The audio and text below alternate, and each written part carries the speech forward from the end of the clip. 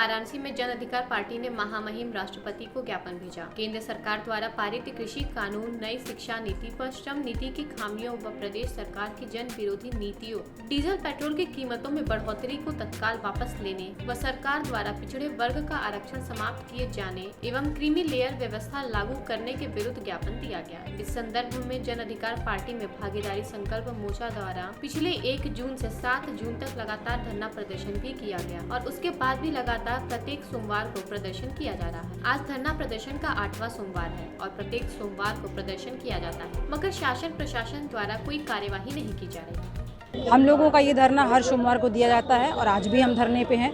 68वां हमारा ये धरना था और हमारे धरने में सारे समाज के लोगों की बातें पहुंचाई जाती हैं माननीय राष्ट्रपति और माननीय राज्यपाल तक।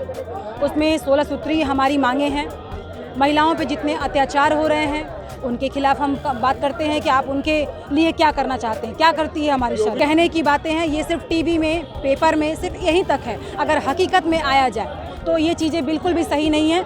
मुझे तो लगता है कि हर 1 घंटे पे एक रेप होता जा रहा है। महिलाओं की सुरक्षा देखिए प्रशासनिक तरीके से भी की जाए, नैतिकता को महत्व दे करके किया जाए। इस तरीके के बहुत सारे क्लासेस लोगों में इस तरीके के विचारों को बढ़ाया जाए, अवेयर किया जाए।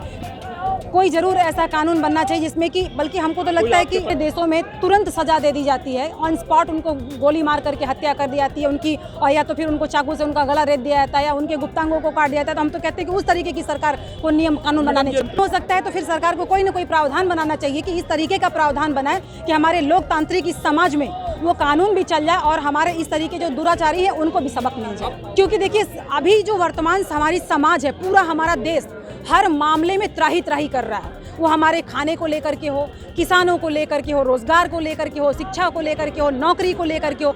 बहुत सारे लोगों की नौकरियां अभी वर्तमान कोरोना के टाइम में चली गई हैं। तो क्या ये कहीं से भी सही है? कोरोना के टाइम में जब हमें ये दिखाया जाता है कि सारे हॉस्पिटल से डॉक्टर गायब, ऐसा तो मैंने किसी देश में नहीं देखा है कि डॉक्टर गायब हो जाते हैं। उस समय तो डॉक्टर को और अवेलेबल कराना चाहिए, तब तो लोगों का इलाज होता। 2022 में चुनाव है, हम तो कहते हैं कि ऐसी सरकार बिल्कुल नहीं आनी चाहिए। हमें अब दूसरी सरकार चाहिए जो हमारे किसानों की बात सुने, हमारे आम इंसान की बात सुने, हमारे दलित, पिछड़ों और शोषित वंचित लोगों की बात सुने। और आज इतने लोग धरने पे ना बैठते, हमारे किसानों की हत्या ना हो गई होती। तीनों कृषि काले कानून उनको वापस लेना चाहिए।